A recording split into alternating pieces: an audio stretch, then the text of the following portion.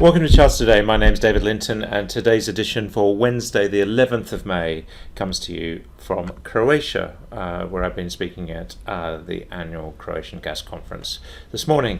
Looking at markets, we are seeing quite a bit of green on the screen today, which is a change from what we've been seeing most recently. Dollar index sitting at 103.50, holding these high levels, so that's quite key. Euro is back above 105, so we are just looking a little bit better there on the short-term chart. The medium and long-term chart is still looking pretty dire though, and against the yen, the dollar is just falling back below the 130 level, and sterling sitting at 123.55, just regaining a little bit of strength there, but of course has been falling against that stronger currency as well. And sterling against the euro is actually at its lowest level this year, so falling back to 117. The trend is still good on the long-term chart, but we are just setting that 6-month lows now, so that's quite significant. Looking at Bitcoin, we see we've fallen back here as well. Quite a dramatic fall. 3 weeks, if we hold this through the cloud, that would be quite bearish.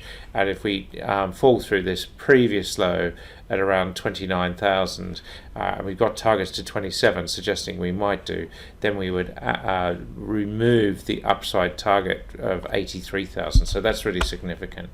Looking at the S&P 500 index, it was up 0.25% yesterday, a little bit of bounce, but the fact is we did make that lower low at the start of the week, and that really isn't great for the market. We are seeing just a little bit of a relief, fairly short term, and the futures today are up around 1% on the S&P and 1.5% on the Nasdaq, but not enough to change the picture, of course. And the VIX volatility is still high at 32. Anything in the 30s really is quite high for the fear index. FTSE futures up 1% this morning, so we're seeing a little bit of recovery there as well.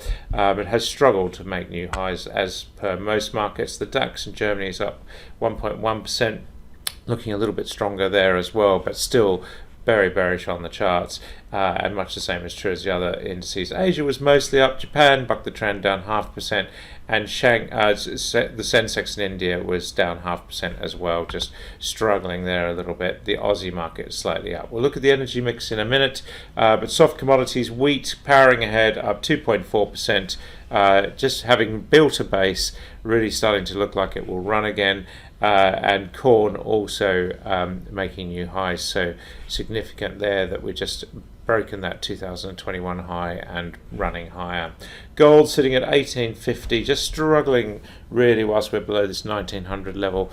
Very much a sort of sell everything market, and we just have to really wait till we get back above that 1900 level. Silver also has had a pretty tough few days, up 2.6% today, but not enough to change the fact that we've gone into a downtrend, so we just need to be aware of that.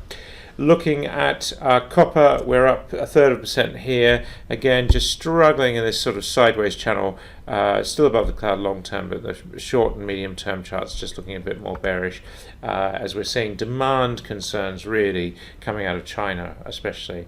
US 10-year yield sitting at 2.9%, so back below that 3%, having touched 3.2%. Just a lot of volatility in the yields. That has set us up for a new target of 4.1%. If we make a new high, we will activate that, so that's quite key. Looking at the energy mix, we've got crude oil up 3% today. Did have big falls the last couple of days, now recovering some of that ground. Really all eyes on, can we break out of this trading pattern? Still not entirely clear. We did sort of break to the upside there, but we just haven't really managed to hold on to it. But for the moment, if we see a move above 115 that's sustained, then we activate some pretty big upside targets back to the 150 level, and we already have short-term targets to look at as well, so keep an eye on those. US nat gas sitting at $7.50, so having sunk to $6.50. A lot of volatility in the gas price. I talked a lot about that this morning at the conference, but the fact is we've got some very big upside targets for US gas now. Coal sitting at $232 a tonne. No real big differences here, so that's quite key. And if we look at emissions, we are actually below that €90 mark, back to 84 level there, so that also quite key as well. So the fact is we just couldn't hold that 90 level, so a big drop yesterday in emissions is quite key as well. But sorry, this morning, that's the 60-minute chart. So a lot of volatility there. Gas prices down about 5% on TTF. The key level here is 90, and we're just watching that level very closely. We seem to build a base around this level, but we do need to just watch that. We were neutral this morning because it wasn't clear which way we'd go. NBP, much the same. And German power is actually down slightly, but the trend is still pretty stellar. That's it for today. Until Monday, probably. I'm internet challenged where I am. Until Monday, happy charting. See you then. Bye for now.